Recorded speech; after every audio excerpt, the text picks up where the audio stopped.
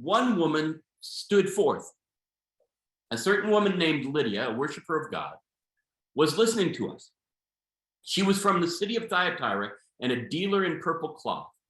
The Lord opened her heart to listen eagerly to what was said by Paul.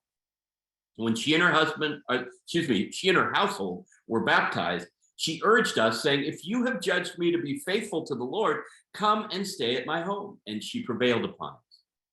So not only did Paul meet his first convert, his first sort of fellow disciple in this little trip down to the river, she happened to be a dealer in purple cloth. Now, many of you know that purple cloth in the ancient world was the Armani of the ancient world's textiles.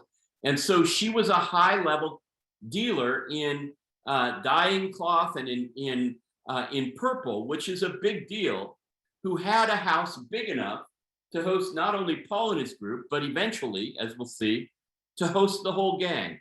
As people started to gather in this community of Christians in Philippi, Lydia's house was big enough. I don't know if any of you have ever had to arrange youth meetings or other gatherings of sort of large groups of people and tried to find a house that would fit them in a recreation room or a living room. It's not an easy trick. Paul's first person had a house big enough.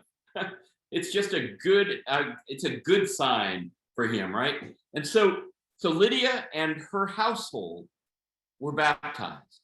We don't know how many there are in her household, but and her household and the household, it's kind of a big deal. So as that sort of river that I showed you is the river we think Lydia would have been baptized in. This is a slow and tranquil part of it where there's a shrine to Lydia's baptism here, and there's an amphitheater because a lot of people will come and be baptized in as close to Lydia's spot as they can be. So for us, though, it's important information because it happens that the only three people in Acts or the letter, the only three Philippians who are named out loud by Paul or named directly by Paul and don't stay anonymous are three women.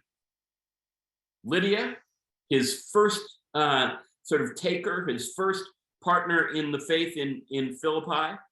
And then in chapter 4, two women leaders in the congregation called Euodia and Syntyche. Now, we're going to get back to them down the road, but it's important to note now that the first three people we hear about from the first European church in the world are women.